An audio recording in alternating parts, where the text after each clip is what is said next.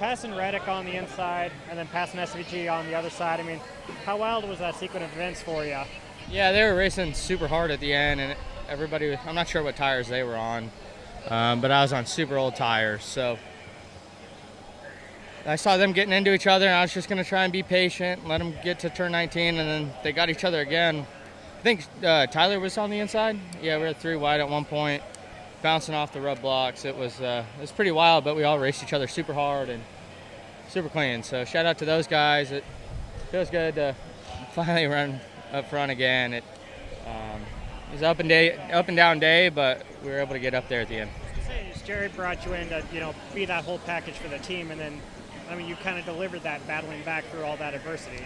Yeah, it's definitely an opportunity where, at least not for me, but some people, it's not driving good at the beginning of the race, they might quit, but we never quit on this team, and super proud of everyone's efforts. It was not looking good the first run. The first run we were horrible, and they went to work on it. Pit crew did a great job. Drew called a great race, and we were able to get up there at the end. Just how needed was this, just considering the results you guys had at Daytona and Atlanta back-to-back? Yeah, it's been kind of shitty the last couple weeks, but we know that we can't really pinpoint exactly where we're at, and until we get done with like Phoenix and Vegas, and then we can kind of start to get an idea on where we're at. We ran good at Daytona and ran, mid-pack to decent at Atlanta. Just really proud of everyone's efforts. When you don't finish them, it doesn't matter how good you run during the race. It just matters, what that scoreboard says at the end of the day. And proud to bring it home in one piece, and as well as in the top 10 with Todd in 10th as well. Thank you. Steven, Stumpf, Frontstretch.com. Chris Brizzi alluded to earlier, you ended last year with 694 laps led without a win. You now have 2 wins and 9 laps led the last 2 races. As a driver, is it sweeter to be there at the very end and kind of snag a win, or is it better to dominate, or are they all the same? Yeah, so that is actually a great question. That is a great question, and something that I've paid a lot of attention to over the course of my career. And I honestly, the first part of my career, really before last year, most of my wins came without leading laps, and just showing up at the end and snagging the victory. And that's great, but there is something to be said for leading laps. And it wasn't until last year that we were really able to lead laps and control races, and we didn't win as many as we should have, but it was very refreshing to be able to do that. So, in order to lead laps, the whole piece has to come together. You have to qualify well, you have to unload well, you have to have a great pit crew. And we didn't have all of those keys early on in my career until last year, where we finally put all the pieces together. So I have paid a lot of attention to laps led and races won, and they don't always correlate, and it's good to be able to win the races that you don't lead laps, and it sucks whenever you lead laps and don't win, but that's how it goes sometimes, and you have to look at the positives out of it. Thank you. Here's Rudy Fugle, driver of the number 20, or should I say crew chief of the number 24 car, finishing second today. Walk us through your day, and then just what was going through your mind in those final few laps. Yeah, just a really good day of execution.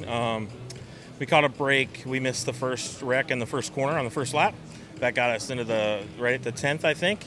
And then we were able to pick up some spots here and there and executed all day long, gained some spots, did good track position, good pit stops, good strategy calls from our engineering group. And the last couple laps we were in the hunt, right? We had a chance at them.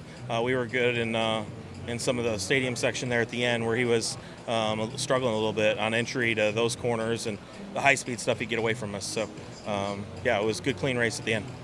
Well, we keep asking drivers their thoughts on the new layout and everything. From a crew chief, your thoughts on the new layout, how was it different in preparation compared to the long layout, and do you like this layout more? I don't know that it's either way, it's fine. Whatever they tell us the race sounds okay.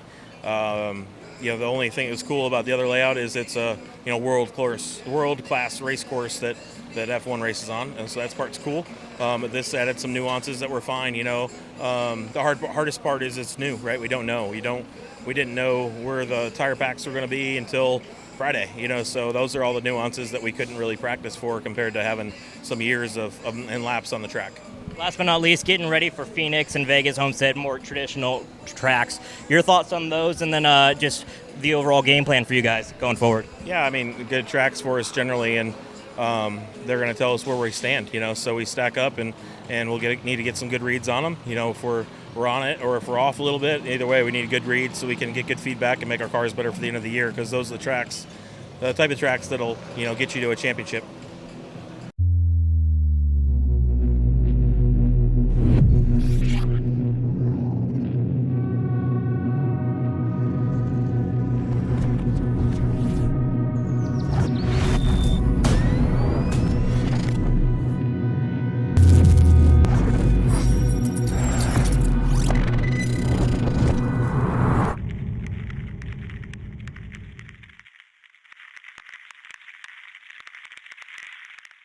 Jared Haas with Frontstretch.com. Come back soon for more great racing videos.